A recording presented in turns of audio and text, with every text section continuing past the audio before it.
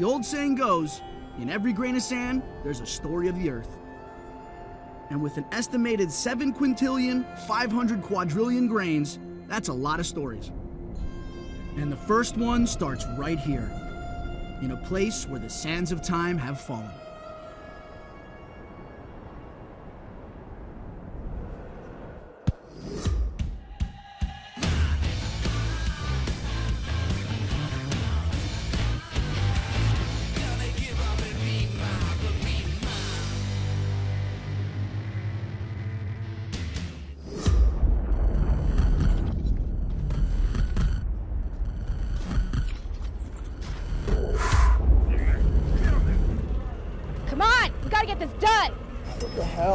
What? We're saving your life. Where am I? They'll kill you out there. Who are you? You're too clean. What are you doing to me? Sit up straight. Where am I? You're safe. Who are you guys? Welcome to Wasteland.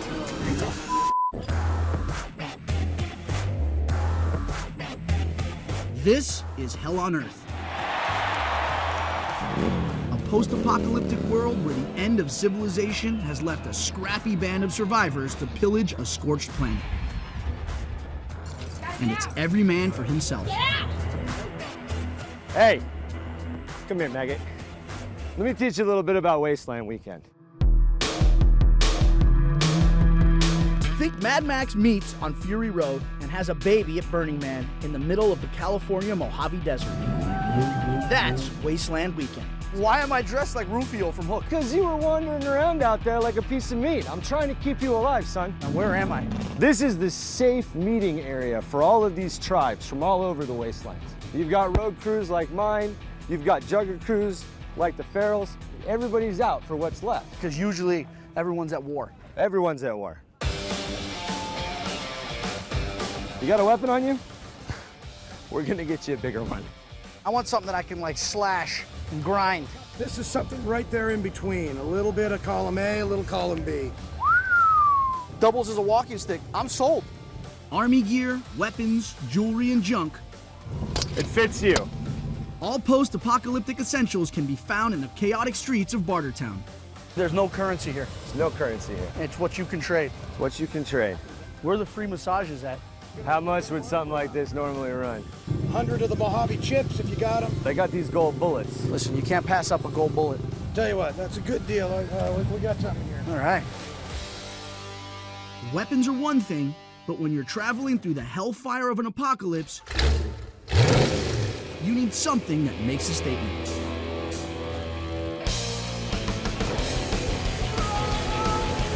And these end-of-time creations are the stuff of road warrior dreams, or nightmares. These guys love their cars. I mean, we've got all sorts of custom cars out here. You mean this is custom? This doesn't come off the lot like this? No, it doesn't come off the lot like that. This is the rev rod. Is this something that you customized yourself? Most of this is my design, but the artistic aspect of it came from the welders that actually put this together. How you doing?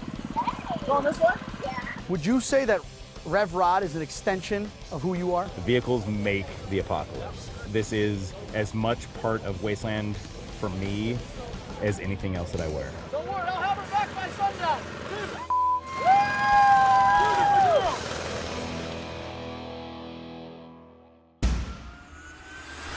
Hey, let me get on! To preserve order in this unruly world, feuds need to be brought to a quick and decisive end. And this is achieved through combat in front of a bloodthirsty crowd in the Thunderdome.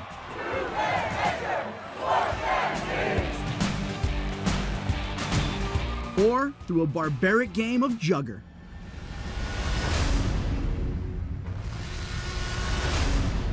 I've seen this game before. It's in Harry Potter. Not quite. The game we're playing is Jugger. We've got our big game tomorrow. So what you're saying is you want to bring in a ringer? Basically, I need fresh meat for my players to hit. Okay, well, that's what I'm here for. Ready? Grip.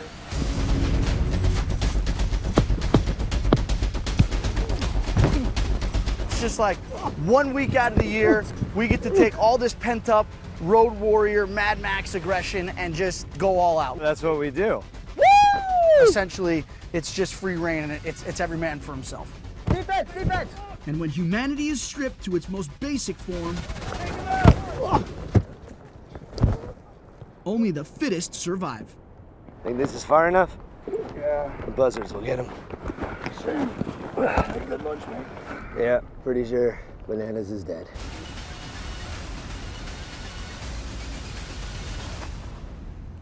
Whoa. What happened?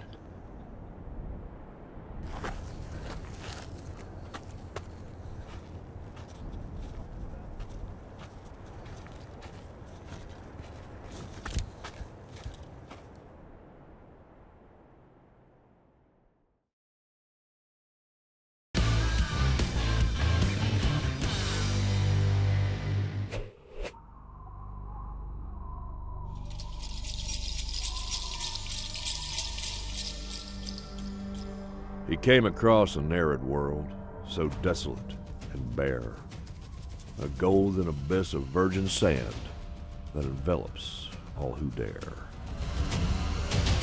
The native folk knew better than to tread upon this ground, for any man who ventured there would never again be found.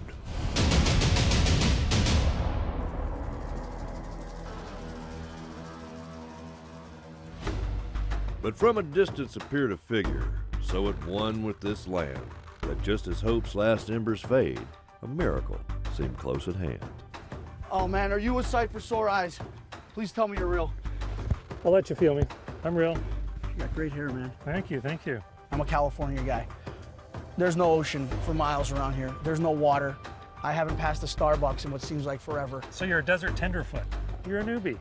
The desert, one of the most hostile environments on the planet to survive in. And here to help me stay alive is founder of Rule of 5 Wilderness Company, Matt Brumett. Tenderfoot, pigtails. I'm gonna teach you how to survive. All right, pigtails lead the way. All right, shade.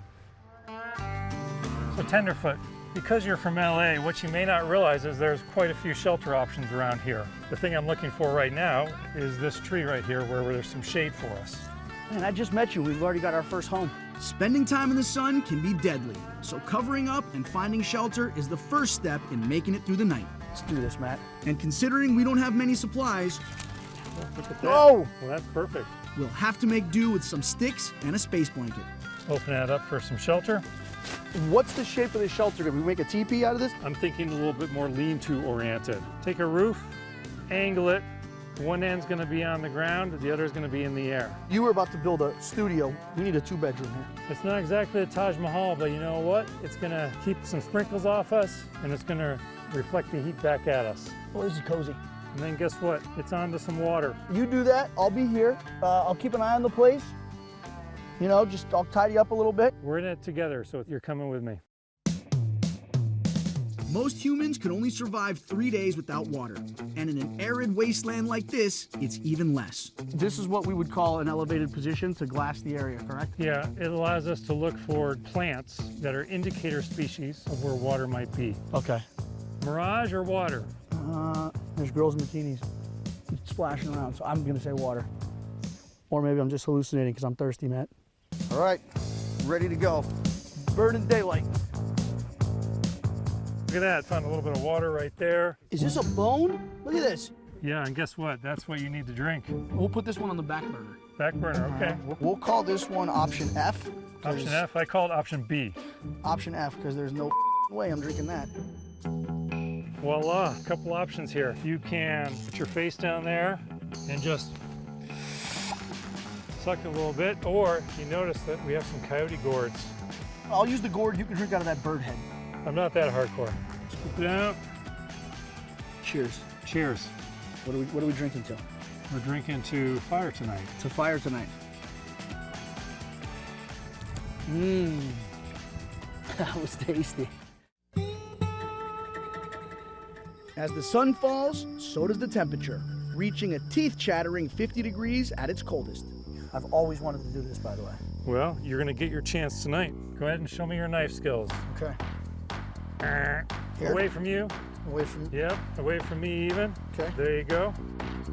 So I'm just gonna warm this up a little bit. Rhythm, inward pressure, downward pressure. One more time. Oh yeah, look at that. Okay, Johnny, I think we might have an ember. You think? See how it's smoking on its Yep. own right there? Yep. Okay, tinder bundle. Ready, ember coming.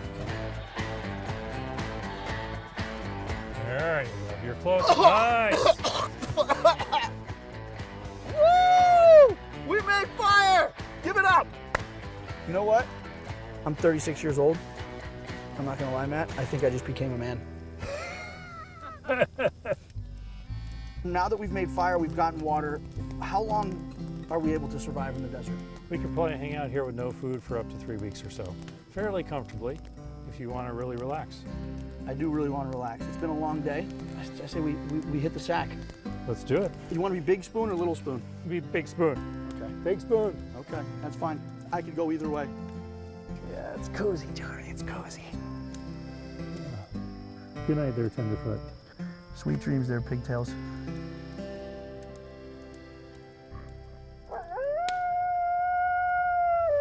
What's that? Mommy?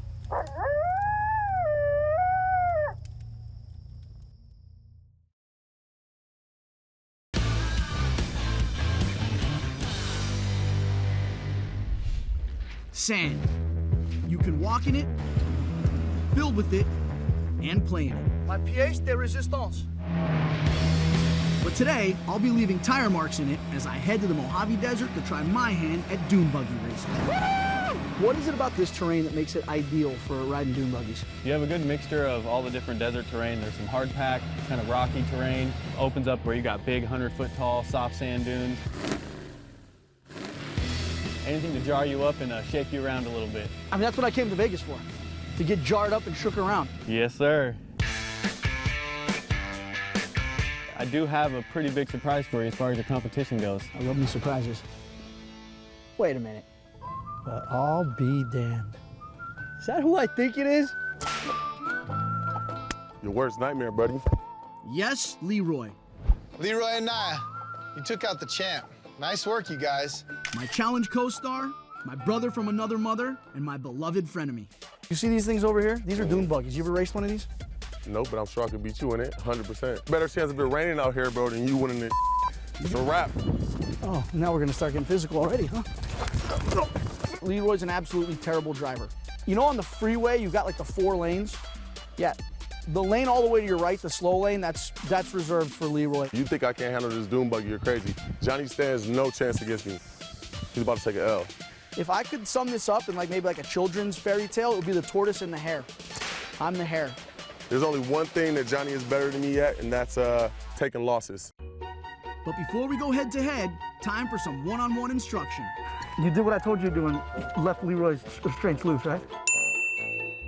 I'm gonna go over some bumps. We're gonna bounce this guy out. Yeah, right. Ejection seat. Watch and learn, Leroy. And off! Oh boy, let me see something. Show me what you got.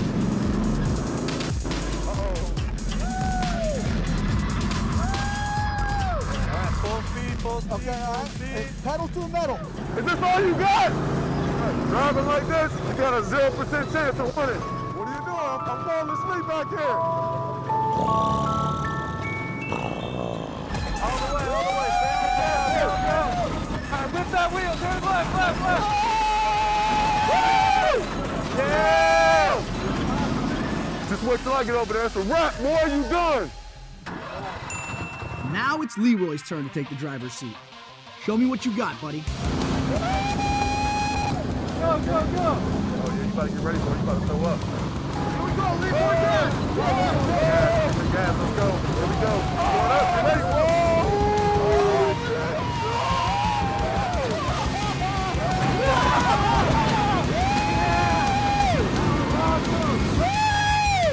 Yes, sir. Yeah, Leroy. That was badass, dude. With the training over, it's time to put all this smack talk into action. Let the rubber meet the road. I eat pieces of like you for breakfast. You eat pieces of 3, 2, 1, go!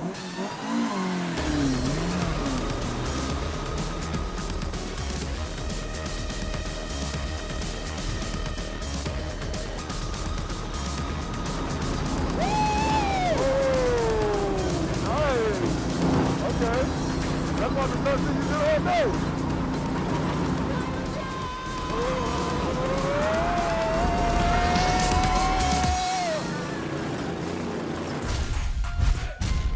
Damn you, Leroy.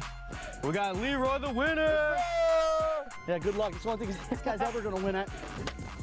This would be like Leroy. How does it feel to wake up and see a unicorn? He's probably seen as many unicorns in his life as he has victories. He's the biggest sore loser I know. Just accept it. Say, look, man, you won. How hard is it for you to say it? Hey, man, you beat me, fair and square.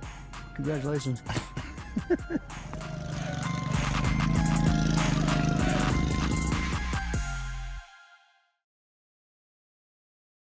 Why did I eat all those hot dogs?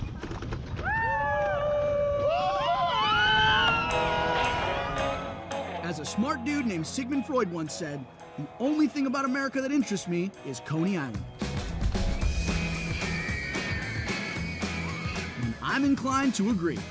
It's home to one of the oldest wooden roller coasters in the country, world-famous hot dogs. It's like America wrapped up in a bun. And nearly 3 miles of sandy beaches. Life's a beach! Making it the perfect setting for the annual Coney Island Sand Sculpting Contest. I've been building sandcastles since I was a child, so, I mean, how difficult can it be? Enter the Sandman, the 3-time champion and the man who's gonna help me put the competition to sleep, William Petrosino. Does the name Mr. Sandman, does that strike fear into the heart of your opponent? I should hope so. I'm not gonna lie. When I walked up and saw that shovel, I'm like, this guy means business. This is your shovel, by the way. This me? It's a beginner's shovel. These other competitors do not know what's about to hit them. But first, I've got to break ground and learn the tricks of the trade. This is called a low relief sculpture. Okay, we're relieving sand from the bananas. Sort of like the Romans used to do when they used to carve into marble. How do you come up with your design? Well, sometimes it comes to me in a vision while I'm sleeping. I'm like, oh, this is what I'll do. One time I had Homer Simpson and he was stuck in a donut. And I woke up, I was like, that's it, that's what I'm doing. I think this has first place written all over it. Look at this. So, John, are you feeling a little bit more confident getting into composition? I mean, look at what we just created in 5 minutes. Exactly. We were able to do this in 5 minutes. Imagine what we're gonna be able to do in 2 hours. Exactly. All right? Let's get going on our masterpiece. We have a sunset and a polar bear floating on an iceberg, and on the side we have a little penguin floating on a separate iceberg. Adorable. Your first job is to get us some water. We gotta keep the pile nice and wet. Where the hell do I get water around here?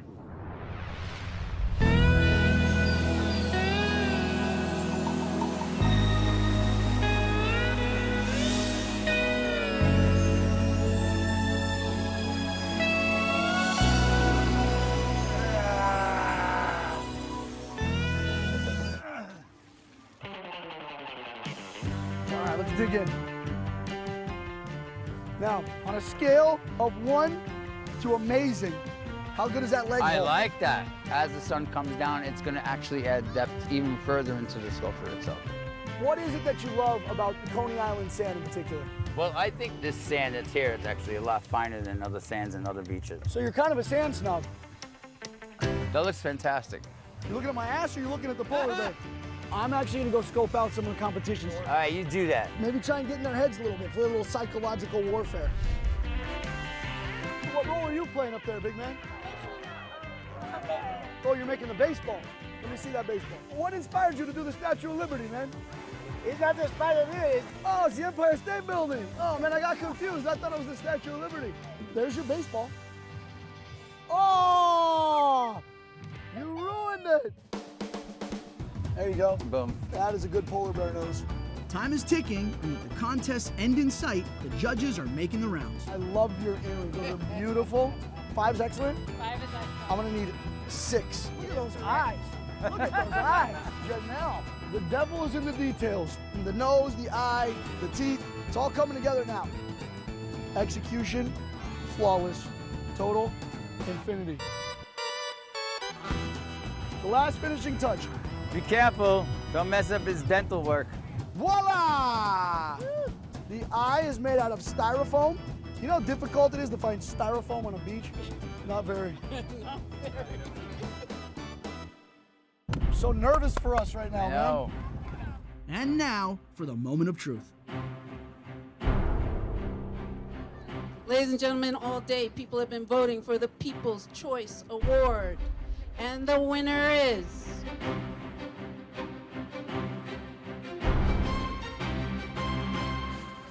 number 64, Gilbert Ortega. Why couldn't you have wooed the judges a little bit more? What is wrong with you? Get the cigarette out of your mouth. Are you disappointed in me? No, because after all, it's the experience that counts, right? It was. Being that I gave you this in the beginning, and this is your beginner's tool, I'm going to reward you with this adult's tool. For me? Yes. I feel like a real sand sculptor now. Exactly. Until next year. Until next year. Arrivederci. As the sun sets slowly in the west, I bid you a fond farewell. Sand, one of the world's most largely used natural resources, and it's everywhere, even in the places you don't want it. See you next week.